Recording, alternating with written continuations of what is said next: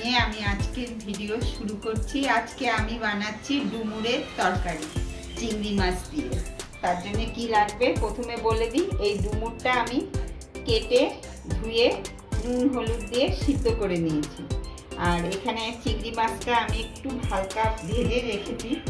আর এখানে ফোড়নির জন্য কালো জিরা, কাঁচা লঙ্কা, আর এখানে আছে জিরা, ধনে, শুকনো লঙ্কার গুঁড়ো, আর হলুদ, আর নুন, আর চিনি। কড়াইতে আমি তেল দিয়ে দিয়েছি, তেলটা গরম হয়ে গেছে। এখন আমি এই কালো জিরাটা ফোড়নি দিয়ে দেবো। কালো জিরাটাও দিয়ে দিলাম, আর কাঁচা লঙ্কাটাও দিয়ে দিলাম। এখন ওটা হয়ে গেছে।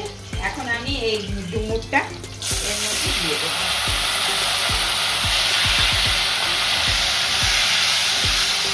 এখন এর মধ্যে আমি অল্প নুন দেবো, নুনটা পরে আবার দেখে আমি দিয়ে দেবো। আর এই হলুদ, জিরে, ধনে, লঙ্কা পাউডার এটাও আমি দিয়ে দিলাম। দিয়ে এখন আমি এটা ভালো করে নাড়াচাড়া করে এখন এটা ঢেকে রেখে দিই 5 মিনিট। তারপরে আমি আসছি।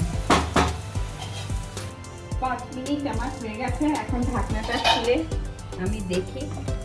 হ্যাঁ, এটা সিদ্ধ তো কড়াই ছিল, সুন্দর হয়ে গেছে। এখন আমি এই চিংড়ি মাছটা দিয়ে দিলাম। চিংড়ি মাছটা দিয়ে এখন আরেকটু আমি নাড়াচাড়া করে নিই। আবার আমি 5 মিনিটের জন্য ঢেকে রাখছি। এখন চিংড়ি মাছের সাথে ডুমুরের সাথে ভালো করে মিশে গেছে।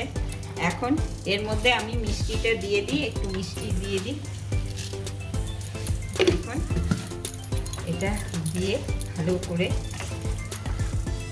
নাড়াচাড়া করে আমার হয়ে গেল চিংড়ি মাছ দিয়ে ডুমুরের তরকারি। এখন আমি 2 মিনিট আবার স্ট্যান্ডিং টাইম দিয়ে আপনাদেরকে দেখাচ্ছি। এখন আমি হয়ে গেছে ডুমুর চিংড়ি। এখন আমি আপনাদেরকে ঢেলে দেখাচ্ছি।